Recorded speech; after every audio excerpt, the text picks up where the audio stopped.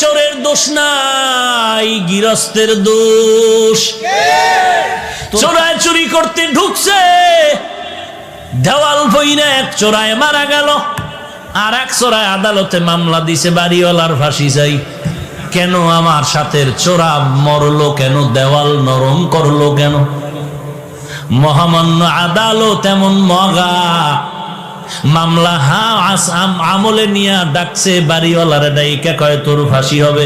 কেন স্যার? কয় দুই চোরায় চুরি করতে ঢুকছে, এক চোরায় তোর দেওয়াল পরে মারা গেল, তুই দেওয়াল নরম করে উঠাইলি কেন? বাড়িওয়ালা কয় স্যার মান পড়বেন, আমার কোনো দোষ নাই, এই দেওয়াল আমি উঠাই না, রাজমিস্ত্রি উঠিয়েছে। মহামান্য আদালত কয় তুমিও খালাস। কই রাজমিস্ত্রির ডাক। স্যার বলে স্যার নাই, এক্ষুনি ফাঁসি। বলে কেন? কথা শুনেন, কি সমস্যা? বলে দেওয়াল নরম করে উঠাইলি কেন? বলে দেওয়াল উঠাইছি আমি, তবে নরম আমার কারণে হয় নাই, যেই যোগালি আমার এই সিমেন্ট মিলাই দিছে, পানি বেশি দিছে, নরম হয়ে গেছে, আমার কোনো দোষ নাই। মহামান্য আদালতকে তোরও মাফ করে দিলাম। ধর যোগালি কই, এই তুই পানি নরম করে বালু দিলি কেন? বলে স্যার আমার কোনো দোষ নাই, আমি বালতি দিয়া বালুর মধ্যে পানি ঢালতেছিলাম, হঠাৎ করে একটা হাতি জোরে চিৎকার দিয়া দৌড় মারছে, এই ভয়ের ঠেলায় বালতির পানি বেশি বেড়ে গেছে, হাতিওয়ালার দোষ। বল তুইও মাফ। হাতিওয়ালারে ডাক, হাতিওয়ালা তুই এই অন্যায় করলি কেন? কয় স্যার আমার হাতি এমনিই চেতে না, এমনি গরম হয় না, এক বেডিয়ে এক মহিলা সুন্দরী রূপসী স্বর্ণের অলংকার লাগাইয়া ঝুম ঝুম করে আওয়াজ করতেছিল, হাতি দেইখা গরম হয়ে গেছে। তুমিও মাফ। মহিলার ঝুনঝুনালারে ডাক, মহিলা ডাকছে, এই ম্যাডাম তোমার ফাঁসি হবে।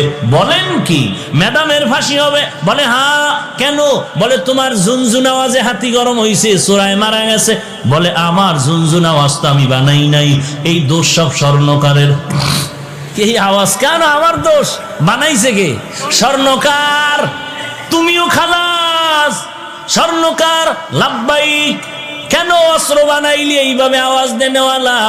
স্বর্ণকার এবার তো কোনো দেয়ালে পেট থেকে গেল, এখন আর কোনো জবাব নাই। স্যার কিছু করার নাই, বানাইছি তো বানাইছি।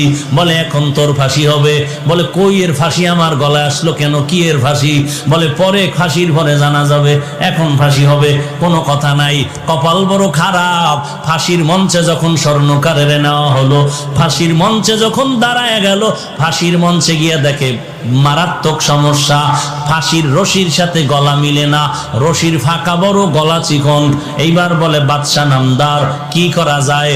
কয় এর গলার সাথে রশি মিলে না, কয় এডারে বাদ দিয়া এই দেশে খুঁজা দেখ যার গলা মোটা, এডারে ঢুকা।